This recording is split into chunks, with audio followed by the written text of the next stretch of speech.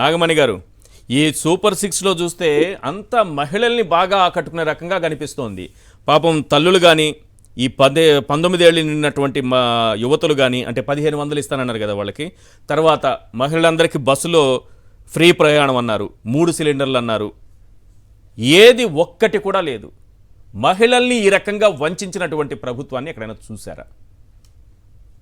ముందుగా నమస్కారం అండి ఈశ్వర్ గారు. నమస్తే. అలా కృష్ణరాజు గారికి, కారుమూరి వెంకటరెడ్డి గారికి నా నమస్కారాలండి.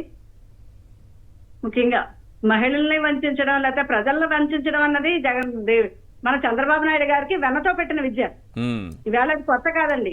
ఎప్పుడు ఆయన హామీలు ఇవ్వడం, మోసం చేయడం ఇన్ని సంవత్సరాలుగా చూస్తూనే ఉన్నాం. ప్రజలందరూ చూస్తూనే ఉన్నారు. మరీ ముఖ్యంగా మహిళలందరూ ఇది గమనిస్తూనే ఉన్నారు.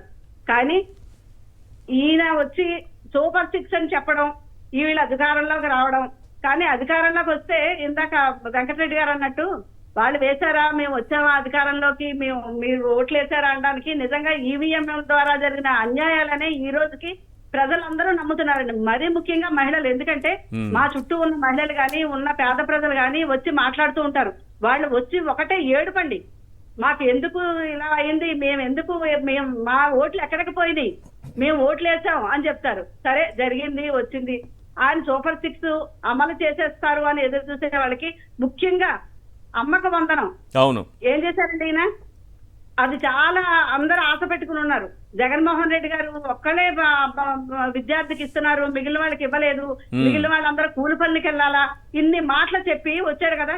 అవును, ఆయన అదే అమ్మకి వందనం అన్న పథకాన్ని నేనే తీసుకొచ్చినట్టు బిల్డప్ ఇచ్చి అక్కడ సభలో మాట్లాడి ఆయన వచ్చి తీసుకొచ్చాడు. ఆయన ఇప్పటి వరకు అమ్మకు అదే అమ్మ ఒడి అన్న కాన్సెప్ట్ తీసుకొచ్చిందే జగన్మోహన్ రెడ్డి గారు. ఆయన తీసుకొచ్చిన సంక్షేమ పథకాలు అన్నిటిని చూసి ఈ రోజు కాపీ కొట్టి వేళ చేస్తున్నారు. ఆ రోజు సంక్షేమ పథకాలను అన్నిటినీ కూడా చేస్తే శ్రీలంక అవుతుంది ఇలాంటి మాటలు చెప్పిన వాళ్ళందరూ కూడా అధికారంలో రావడానికి జగన్మోహన్ రెడ్డి గారు వేసిన బాటను పట్టుకునే వాళ్ళు నడిచి రావడం జరిగింది. సరే, ఎలక్షన్ టైంలో చెప్పారు, కానీ ఒకటన్నా నెరవేర్చారా? అసలు తల్లులకు న్యాయం జరుగుతుందా, పిల్లలకి న్యాయం జరుగుతుంది అనుకుంటున్నారా మీరు? వచ్చే ఏడాది జరగదండి. అమ్మకు వందనం అన్నది పెట్టారు. ఏ పని లేనప్పుడు, జరగలేనప్పుడు అంటారు అమ్మ నీకు వందనం తల్లి చేయలేనంటారు. సరే, ఆ విధంగా ఒక అమ్మకు ఒక నమస్కారం పెట్టి వెనక్కి తిరిగాడు. ఓ తల్లికి నమస్కారం. ఒక్క పిల్లకి ఇవ్వడం కాదండి, ప్రతి తల్లికి ఓ నమస్కారం. నీకు నమస్కారం తల్లి నేను చేయలేనన్నట్టు వీళ్ళు వెనక్కి తిరిగారండి. లేకపోతే సభలో నిండు సభలో మేము ఈ పెడితే ఇస్తామని చెప్పినాడు. రోడ్డు మ్యాప్ వేయాలి, రోడ్డు మ్యాప్ వేసుకుని వచ్చే సంవత్సరం అమలు చేస్తాము, వచ్చే సంవత్సరం అమలు చేస్తారో 2 సంవత్సరాలకు అమలు చేస్తారో పథకాలు మేము ఇస్తామని వీళ్ళ ప్రగల్భాలు కలిగి వచ్చేటప్పుడు అప్పుడు తెలియదా? అంటే కాస్త లేట్ అయినా కూడా వచ్చే ఏడాది డబుల్ చేసి ఇస్తారేమో. ముందు పెన్షన్లు ఇచ్చారు కదా, ఆ రకంగా 15,000 ఇవ్వాల్సిన పిల్లడికి నెక్స్ట్ ఇయర్ 30,000 ఇస్తారేమో. వాళ్ళు హామీలు ఇస్తాను అన్నప్పుడు ఇన్ని మరి జగన్మోహన్ రెడ్డి గారు అమ్మఒడి ఇచ్చినప్పుడు ఏ రోడ్ మ్యాప్లు చేసుకున్నారండి? ఇన్ని సంక్షేమ పథకాలు ఇచ్చేటప్పుడు ఏ రోడ్ మ్యాప్లు వేసుకున్నారండి? అన్ని కూడా పేద ప్రజలకు అందాలి అన్న ఇదితో ఆ సంక్షేమంతో ముందుకెళ్లారు. పేద ప్రజలను ఆదుకోవాలని దాంతో ముందు వెళ్లారు. అవన్నీ తప్పుపట్టిన వాళ్ళు ఫస్ట్ మొదటి అడుగులోనే తడబడ్డారే. ఇంకా సూపర్ 6 ఎక్కడ? మొదటి అడుగులోనే అమ్మకు వందనం అన్న దానికే ఒక నమస్కారం పెట్టేసి పక్కకెళ్ళారు. ఇంకా మనోహర్ గారు నేను ఇందాక మాట్లాడడం చూడాలి, ఈ సిలిండర్ల కోసం. అవును, దానికి కూడా ఒక రోడ్ మ్యాప్, రూట్ మ్యాప్ వేసుకుంటారు. ఈ సూపర్ 6 అన్నిటికీ కూడా ఒక్కొక్క దానికి రూట్ మ్యాప్ వేసుకుని 1 సంవత్సరం కష్టపడి 3వ సంవత్సరంలో ఎప్పుడో ఇంప్లిమెంట్ చేస్తే అప్పుడు బయటకు వెళ్ళిపోవచ్చు. ఇంకొక సంవత్సరం ఉంటుంది కదా. అంటే ఒక్కొక్క పథకానికి రూట్ మ్యాప్లు వేయాల్సిందే కదా మేడం. వచ్చారండి, రూట్ మ్యాప్లు వేయాలి కదా. పేద ప్రజలకి మహిళలకి చేసేది సున్నా కాదు. రూట్ మ్యాప్ లేకుండా, రూట్ మ్యాప్లు తయారు చేసుకోకుండా, విధి విధానాలు తయారు చేసుకోకుండా, కమిటీలు వేయకుండా వాళ్ళు ఎలా చేస్తారు? మీరైతే చేయగలిగారు, వాళ్ళైతే చేయలేమంటున్నారుగా.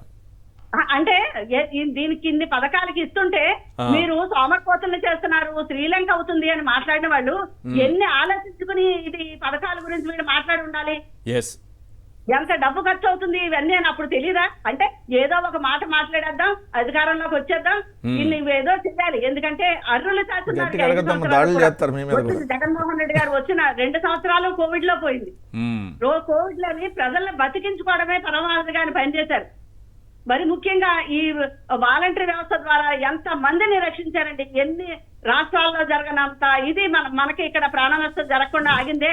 ఇలాంటివన్నీ చేసుకొచ్చిన తర్వాత ఆ తర్వాత అభివృద్ధి మీద కానీ రోడ్ల మీద కానీ ఒకటి చేసుకొచ్చారు. అయినా సరే ఎప్పుడు సంక్షేమాన్ని ఆపలేదు, ఎప్పుడు మహిళల్ని ఎప్పుడు Correct. కష్టపెట్టలేదు. ఎస్ అదే ఇప్పుడు జగన్మోహన్ రెడ్డి గారు వచ్చింటే అమ్మఒడి వచ్చిండేది, విద్యాదీవన వచ్చిండేది, ఈ పాటికి Correct. విద్యాదీవన, విద్యా వసతి వసతి దీవెన, వచ్చిండేది. రైతు భరోసా. రైతులకు కూడా వచ్చేస్తుండేది, రైతులకు వచ్చేది, మత్స్యకారులకు కూడా మత్స్యకారులకు కూడా వచ్చేసేది. మొదట్లోనే మహిళలు ఉసురు పోసుకుంటున్నాడే, తల్లులు ఉసురు పోసుకుంటున్నాడే. సున్నా వడ్డీ కూడా వచ్చేది ప్రభుత్వం ఎలా మనుతుందండి? ఎస్ కరెక్ట్ మేడం మీరు చెప్పింది.